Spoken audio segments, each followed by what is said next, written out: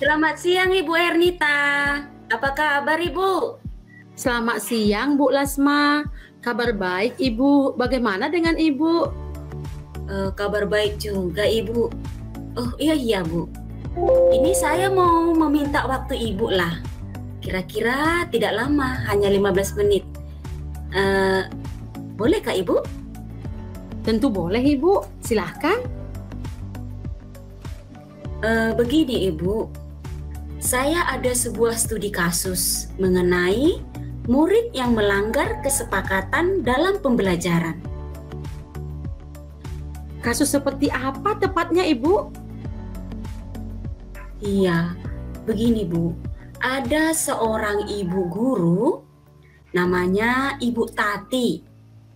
Kita sebut saja Ibu Tati ini adalah rekan kerja Ibu, yang mana sama-sama mengajar kelas 5, kelas paralel. Ruangan kelas Ibu Tati pun persis di sebelah ruangan kelas Ibu. Ibu Tati terkenal sangat disiplin dan cenderung galak.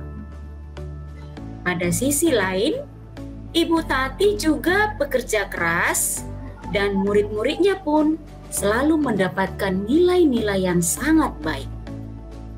Sebagian murid-murid sangat takut kepada Ibu Tati dan sebagian lagi bisa menyesuaikan diri. Kepala sekolah dan orang tua murid juga sangat menghargai Ibu Tati. Suatu hari, Ibu mendengar tangisan seorang murid dan Ibu pergi keluar untuk melihat asal suara tangisan tersebut. Ibu melihat seorang murid perempuan kelas 5 sedang berlutut di atas bebatuan sekolah yang sangat panas hari itu, menghadap di depan pintu kelas Ibu Tati. Ibu melihat Ibu Tati tampak tidak menghiraukan suara tangisan muridnya dan tetap mengajar seperti biasa. Namun, Ibu bisa melihat bahwa beberapa anak di kelas Ibu Tati mencoba untuk mencuri pandang keluar kelas melihat temannya yang sedang menangis dan berlutut di terik matahari. Nah, kira-kira Ibu, kalau situasi seperti ini, apa yang harus Ibu lakukannya sebagai rekan sejawat? Wah, masalahnya pelik juga ya Bu. Iya. Tapi saya sebagai rekan sejawat, saya dapat memahami persoalan yang dialami oleh Ibu Tati.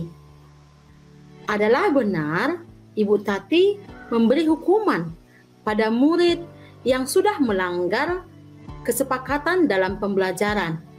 Apalagi kalau pelanggarannya sudah berkali-kali. Jadi sebagai rekan sejawat dan saya berada di kelas sebelah Ibu Tati, saya akan mengamati kondisi murid tersebut. Apakah dia mampu bertahan berlutut di siang hari yang panas atau tidak?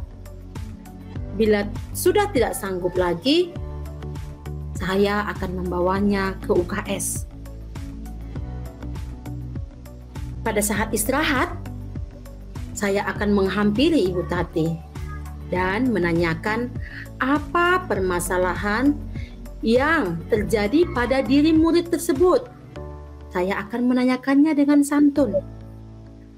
Saya akan mendengarkan penjelasan Ibu Tati dengan aktif dan menyimak mengapa murid tersebut sampai dihukum seperti itu. Selanjutnya, sebagai rekan sejawat, saya akan mengusulkan beberapa cara untuk memberi konsekuensi kepada murid atas kesalahan atas pelanggarannya, yang hasil akhirnya murid tersebut mengerti atas materi yang diajarkan. Seperti misalnya menulis tugas berulang atau 2 kali. Atau mungkin solusi lain, saya akan memberikan bimbingan kelompok, ya, ataupun kita sebut dengan tutor sebaya, di mana murid tersebut harus belajar bersama-sama dengan temannya. Atau bahkan saya akan melakukan coaching terhadap murid tersebut. Dalam hal ini, orang tua murid juga disertakan. Wah, baik sekali ya Bu. Nah, kalau yang seperti ini bagaimana ya Bu? Apakah Ibu sebagai rekan sejawat dapat menginterupsi ketindakan Ibu Tati yang memiliki wewenang atas kelas yang dimimpinnya? Tentu saja tidak, Bu. Saya kan sebagai rekan sejawat dan kami adalah sama-sama guru. Sebagai rekan sejawat, saya harus menjaga wibawa dan juga profesionalisme kami sebagai guru, Ibu. Wah, oke. Nah, terima kasih ya Bu. Ini Bu, satu lagi yang terakhir.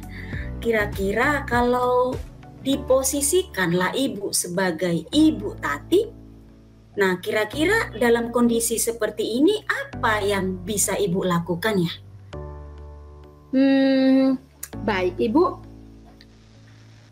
Saya lebih cenderung melakukan coaching terhadap murid tersebut. Karena apa?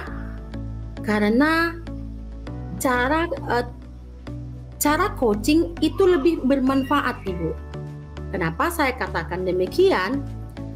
Di dalam coaching, melalui komunikasi yang baik, murid dapat dengan percaya mengungkapkan situasi yang dialaminya, mengapa dia tidak mengerjakan tugas.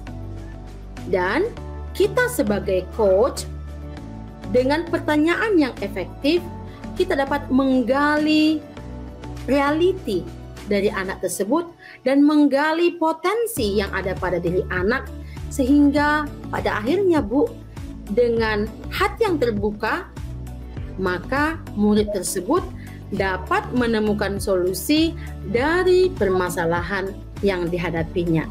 Jadi, melakukan coaching jauh lebih baik, Ibu.